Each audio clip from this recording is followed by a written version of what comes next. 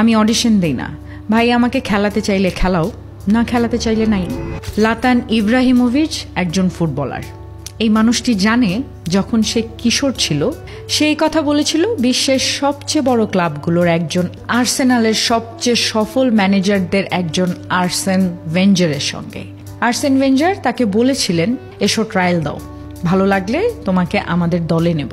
কিন্তু কিশোর লাতান ইব্রাহিমোভিচ বলেছিলেন আমি অডিশন দিচ্ছি না, খেলাতে হবে খেলাও, আর যদি খেলাতে না হয় তাহলে ডেকো না। এত আত্মবিশ্বাস, এত অহংকার। ভাবুন একবার, এই ছেলে গরিবিতে বড় হয়েছে, তার নাক বড় ছিল এবং তার এই বড় নাকে ইনসিকিউরিটি ছিল, কথা বললে লজ্জা পেত, তাই সঠিকভাবে কথাও বলতে পারতো না। কিন্তু সে তার একটি গুণকে এত শক্তিশালী করেছিল এবং তার ফুটবলকে এত প্রভাবশালী করে তুলেছিল যে তারপরে আর কিছুই দরকার ছিল না বিশ্বজয়ের জন্য। সে যে কারো চোখে চোখ রেখে বলতে পারত আমি লাতান ইব্রাহিমোভিচ, আমি আমার শর্তে খেলব এবং জিতব। Lions, they don't compare themselves with humans. প্রশ্ন আসে, এদের সাথে তুলনা করো না। দুনিয়ার এমন কি কোনো বড় ক্লাব আছে যেখানে সে ছন্দ তুলেনি? বার্সেলোনা, মিলান, ম্যানচেস্টার ইউনাইটেড, যে নামই নেন না কেন সবখানেই সে খেলেছে।